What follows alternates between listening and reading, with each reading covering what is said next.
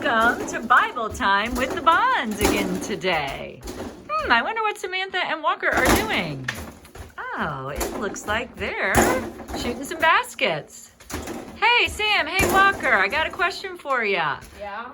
The more you do that, does it get easier? Do you get a little more comfortable with it? I would say so. Okay. Yeah, you having a good time? Yeah. All right. So, hey, it appears that the more you practice something, the easier it gets and the more fun you might have with it. Well, that's the same with prayer. And prayer is what we're going to be talking about today, and we're even going to be practicing it so we can all get more comfortable with it. Hey, friends. So good to see you again today. The animal that we're going to be focusing on today and that helped God's people was the quail. Now, a lot of you might be saying, what in the world is a quail? So that is our first question today. I'm going to give you 3 choices, and you guys try and figure out what a quail is. So how you're going to do this, you're going to put your finger up. If you think answer number 1 is correct, you're going to put a number 1. If you think answer number 2, put a number 2. If you think answer number 3, a number 3. Number 1, if you think a quail is some type of fish, you're going to put up a number 1. If you think a quail is some type of bird, you're going to put a number 2. If you think a quail is some type of camel, you're going to do number 3. So if it's a type of fish, 1, type of bird, 2, type of camel, 3. Are we ready, folks? Everybody put your guess up. And drum roll, please. A quail is a type of bird. Oh, no. Sorry, Walker. Right. Walker thought it was a type of fish, but it is a type of bird. The quail is a type of bird. And speaking of animals today, hey, Walker, do you have another joke for us today? Yeah, it's why did the dog stay in the shade? I wonder why the dog stayed in the shade. Because he didn't want to be a hot dog. Knee slapper, Walker. Thanks for today's joke. Don't forget, if you've got a joke, send it to me in an email. Now, next we're going to play a game, but you're going to need some supplies for this game. So here's what you're going to need. You're going to need some kind of cup. Doesn't matter what kind of cup. It can be a plastic cup like this or one of the cups out of your cabinet. You need a cup. You need 2 straws if you have them. If you don't have straws, you could do pencils that aren't sharpened or even just some sticks. But you need 2 for each person. Cup, 2 sticks. And then you need a whole lot of cotton balls. Now, if you don't have cotton balls around the house, any kind of lightweight item like maybe small Legos, small building blocks, anything like that that you might have. So I'm going to give you a chance to go get all the supplies you need for today's game. Cups for each person, sticks for each person, and a whole bunch of cotton balls, which are going to represent our quail today. Parents, I recommend you hit pause right now, and I'm going to give you a chance to get all the supplies you need, and then we'll be ready to play. Okay, friends, we're back. As you can see, Sam and Walker are ready to play our game. They each have a cup, and now they're going to pick up their 2 straws. They each have they're using straws. You might be using sticks or pencils. And you can see our cotton balls all over the ground. That's representing our quail all over the ground. And this will make a whole lot more sense once we hear our story today. But they're going to have 30 seconds to pick up as many quail as they can. So hopefully you have your supplies and you're ready to go. I'm going to say on your mark, get set, go, and we're going to go. On your mark, get set, go.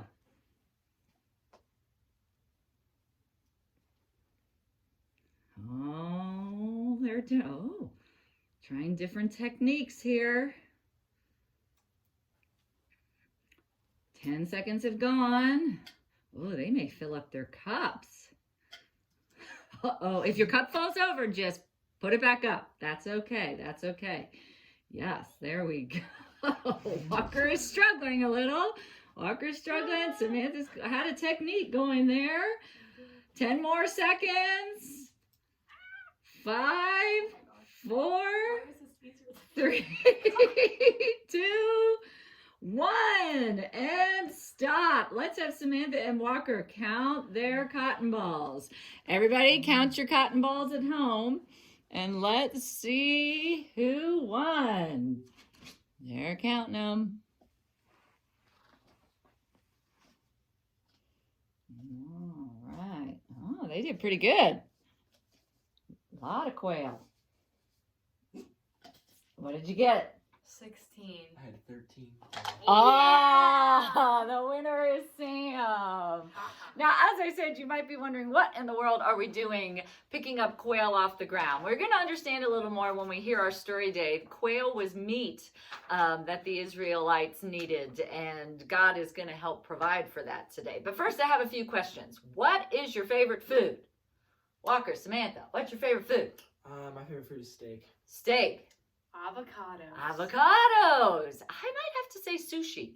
Now, if you had to eat that food every day, when would you start to get sick of it? It's the only thing you get to eat every day. Maybe 7 days? Yeah. Nah. Oh, Samantha's still liking it. Maybe 15 days in a row. Nothing else. I do a month. Oh, Samantha's saying a month. Okay, so we'll have to see. I think it's time to hear our Bible story today, so we have a better idea why in the world we're talking about quail. Now we're going to hear our story from the Bible today.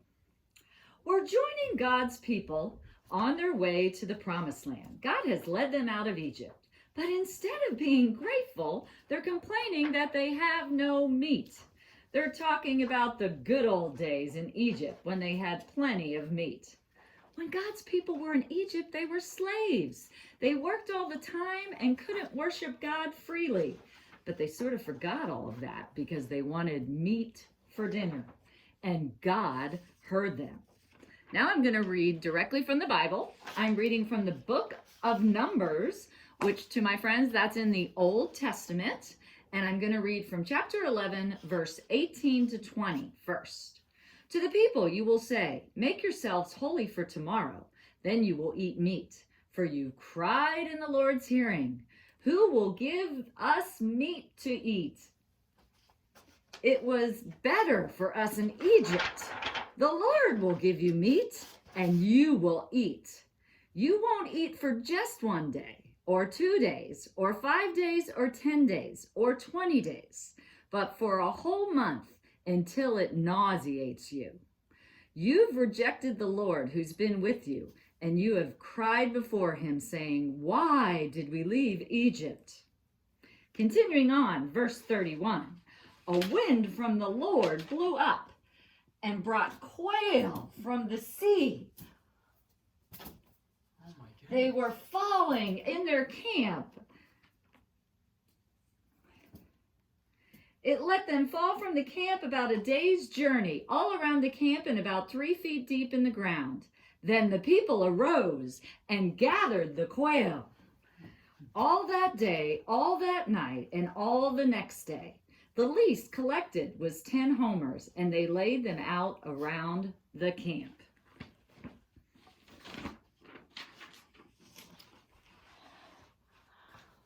I don't know about you, but it sort of seemed like God seemed a little upset in those verses we hear today in the Bible. I'm just wondering why you think God might have seemed upset. When you think about it, God had helped them escape slavery from Egypt. They had a horrible existence in Egypt. He helped them escape. Not only that, as he helped them escape, he parted the Red Sea, some people call the Reed Sea, and let them cross to the other side. He provided manna for them while they were wandering in the wilderness. So maybe that's why God was just a little upset with them when all they started complaining about was wanting meat and going back to Egypt. Now, the interesting thing in the story is they were complaining to Moses. So they were not saying this to God, they were complaining to Moses. But here's the important thing from our story today. God hears us no matter if we're asking, talking to him, saying things to him, even if up in our head we're thinking things, God hears us. And he heard the people and he provided them meat. But he sort of taught him a little lesson in providing lots and lots and lots of meat. So what's it feel like for you to know that God knows what's going on in your head and your heart? That can be a little scary, or that can be a little awesome, because sometimes we want to tell things to God and we don't quite know how to say them. So just knowing that he knows what's in our head or in our heart, that's awesome. And this is the thing you got to remember about God. He hears us. He loves us. He answers our prayers. It may not be on our time frame, but God answers our prayers because he knows what's best for us. So you never have to worry. God, you can always count on when you're praying to God. And really, God is the first one we should go to.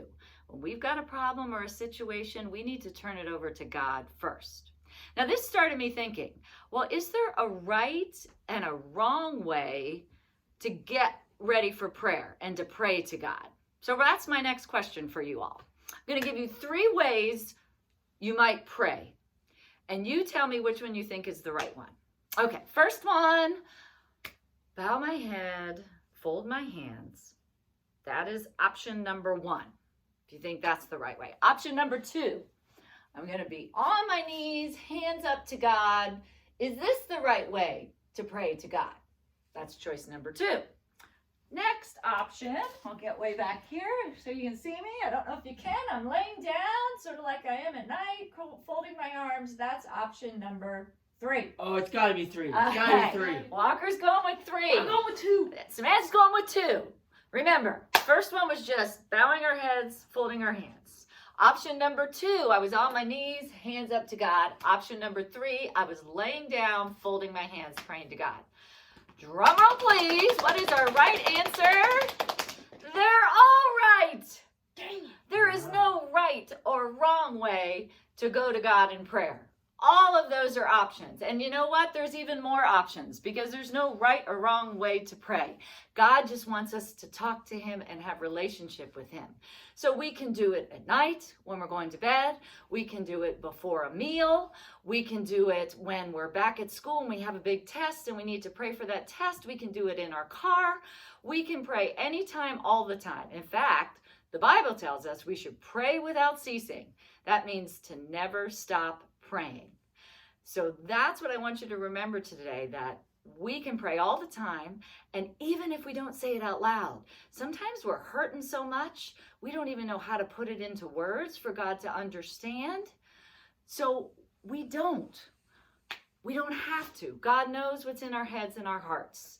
So that's what I want you to think about prayer. Now we're going to try another little activity. So here's what you need to do. You need to pair up with someone in your home right now. Now that might be your brother, your sister, your mom, your dad. If there's 3 of you, then get in a group of 3. But I need everybody to pair up or to get in a group of 3, and this is what you're going to do. You're going to share with each other something that you need God's help with. Something you might be thinking about that you need God's help with. I'll start for us, and then we're going to keep the camera rolling, and I'm going to let you have your discussion, and then I'll come back. So right now for me, the thing I need God's help with is that I worry too much and that I'm worrying and that I need to turn things over to God and trust God. Because when I worry, it means I'm not trusting God. So I need God's help to take away my worries, to give him my worries so that he can give me that awesome peace that they talk so much about in the Bible. Okay, now it's your turn. Talk to your partner and tell them what you need God's help with. We'll give you a little time. Okay, friends, we're back. Amen. See, that was praying. That was prayer. You were sharing what you needed God's help with, and even though you were talking it out with a friend, guess who was listening? God was listening. So we just did a prayer. He heard it. We said amen, and you're all good to go. Now, I'm also going to include with this session some activity sheets where it shows you how to write out prayer. Because some of you might feel better if you got to write down your prayer. So be sure to pull up the activity sheets, and there's sheets appropriate for all ages on how they might write out prayer. Guess what, guys? It's time to go to the craft corner with Sam. And now we're over at the craft corner with Sam. Hello. Hey, Sam, what are you making today? So I'm making some notes for some of our friends of ours, and they're just kind of personal notes that you can make in a card style like this.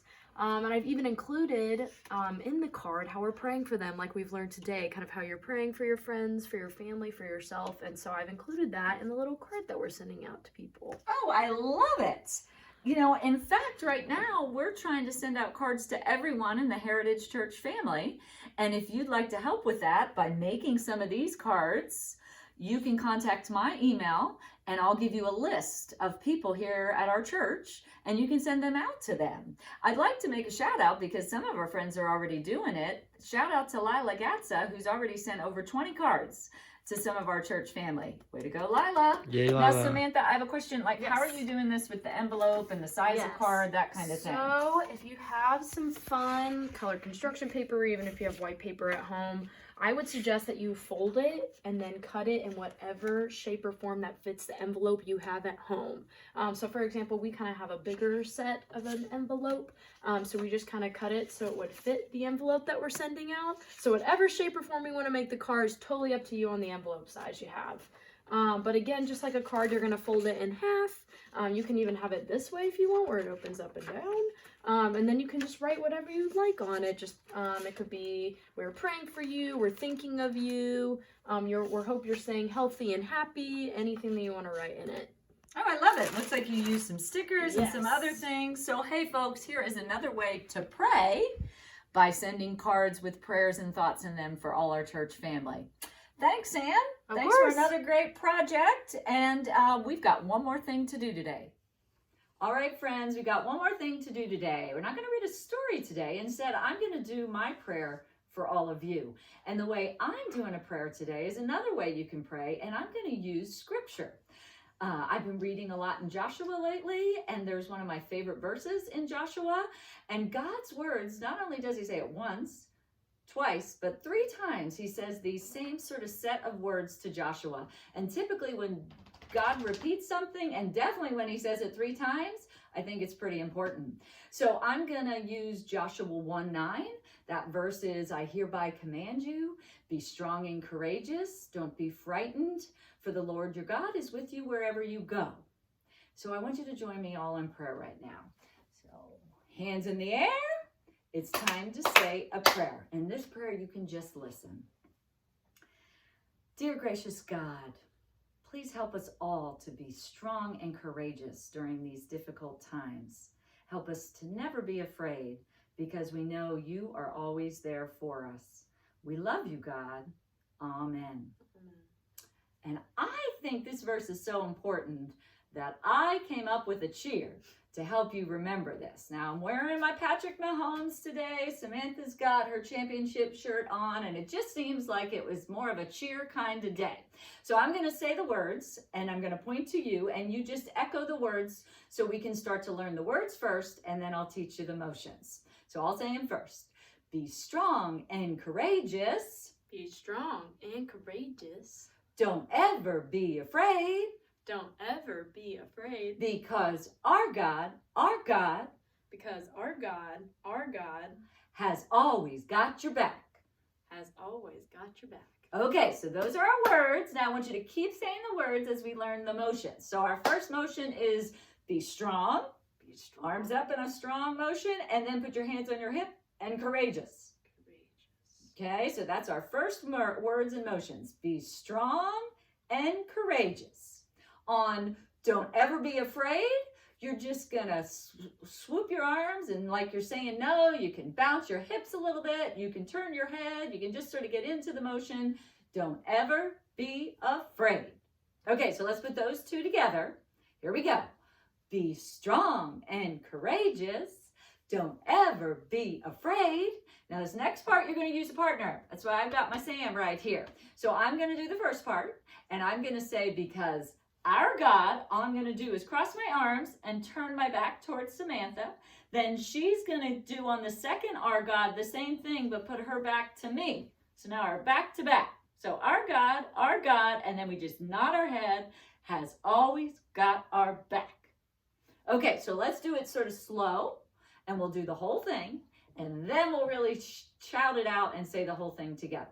So here we go. Ready? Be strong and courageous.